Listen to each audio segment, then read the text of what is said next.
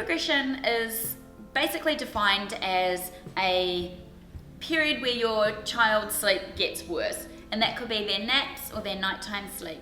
There are quite a few sleep regressions that happen between 0 and 2 years old. There's the 4-month sleep regression, there's a bit of a regression at 8 to 10 months, there's another one again just after 12 months, and then there's another one at 2 years old. With the exception of the 4-month sleep regression, the other ones are more to do with big developmental things that are happening for your child at that time, and it's things like learning to walk, nap transitions, explosions in language. And so while these big things are happening for your little one, their sleep takes a bit of a hit. Those sleep regressions are pretty temporary, and unless new sleep associations creep in during those times, you'll get through them relatively unscathed.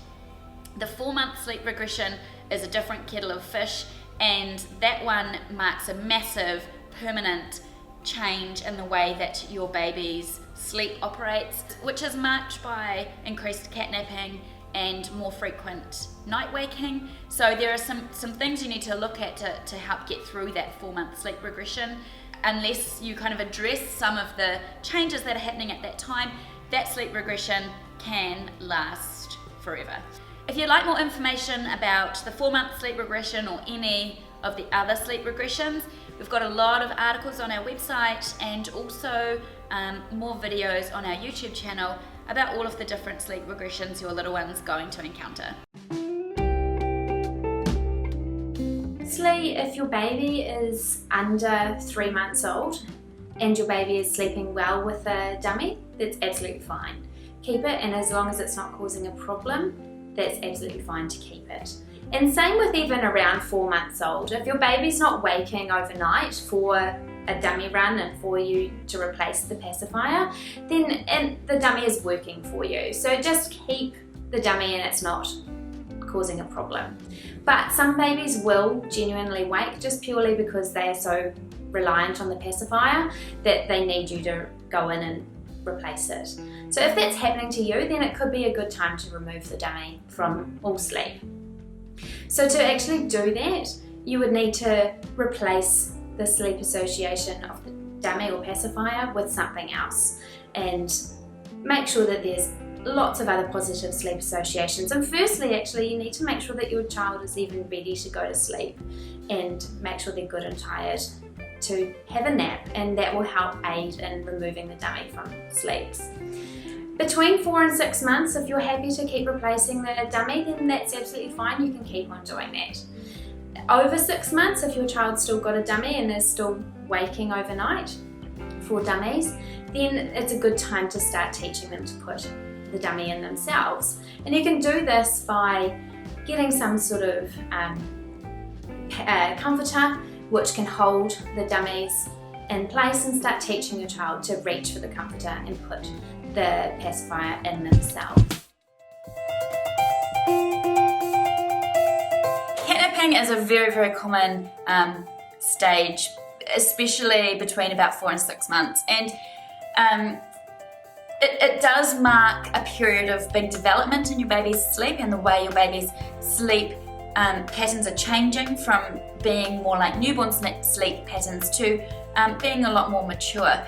So catnapping is a sort of a transitional period that all babies will pass through, and there are certainly some things that we can do, some steps we can take to make sure that your baby is given the best chance to nap for longer than that one sleep cycle when they're ready to. Some easy changes that you can make in your baby's day are things like extending out their awake times between their naps to be more age appropriate, and to move your baby away from those newborn sleep patterns and those newborn awake periods, which are generally sort of advised out there to be around an hour and a half. So stretching out your baby's awake times so that they are staying awake and they're a bit more stimulated between their naps is often a good way to then encourage them to nap for a bit longer than one sleep cycle.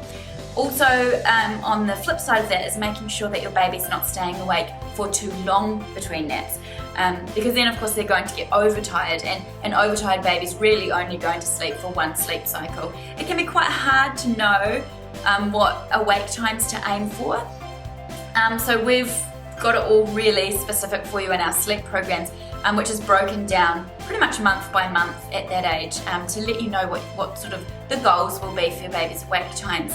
Another thing that starts to play into catnapping at this age is the way your baby goes to sleep. So this is sort of commonly called the 4-month sleep regression, and it does tend to go hand in hand with your baby's ability to fall asleep on their own at the start of each nap and at bedtime at night.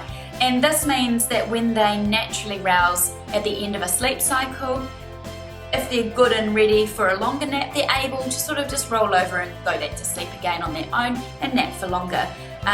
This is called self-settling, and if your baby's not able to do that, so if they are relying on you putting them to sleep at the start of the nap or at bedtime by maybe rocking or patting or feeding, then when they naturally come out of that sleep cycle, they're going to need that same thing replicated in order to go back into another sleep cycle and sleep for longer. So your baby being able to put themselves to sleep when they're fully ready to is the best step forward to get out of that catnapping stage.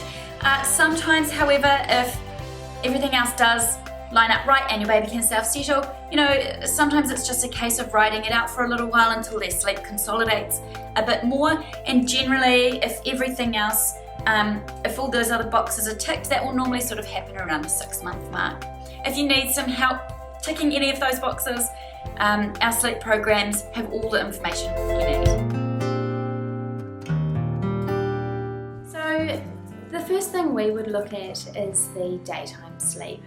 The daytime and nighttime aren't treated separately. They do need to be treated as how much sleep a baby is sleeping in a 24-hour period. If your baby is having too much or too little daytime sleep, then that can have a negative effect on the nighttime and cause waking just purely because they're over or under tired. If your baby's naps are spot on, then we would look at other reasons as to what might be causing your baby to wake. It could be that they do genuinely need a feed at night still, and that can certainly be happening until your baby is established on solids. The other reasons that a baby can wake at night time for around 4 months old is they are too reliant on a parent-controlled sleep association. So around this age, we do recommend that between 4 and 6 months that they start learning to go to sleep independently and not needing you to actively put them to sleep. Because when they do rouse in between sleep cycles, if they've been put to sleep by you rocking initially, and then when they rouse at night time and you're not rocking them anymore, they will wake fully and cry out because they need you to be there rocking them to sleep again. And if all of that's lined up, then your baby can genuinely start sleeping through the night.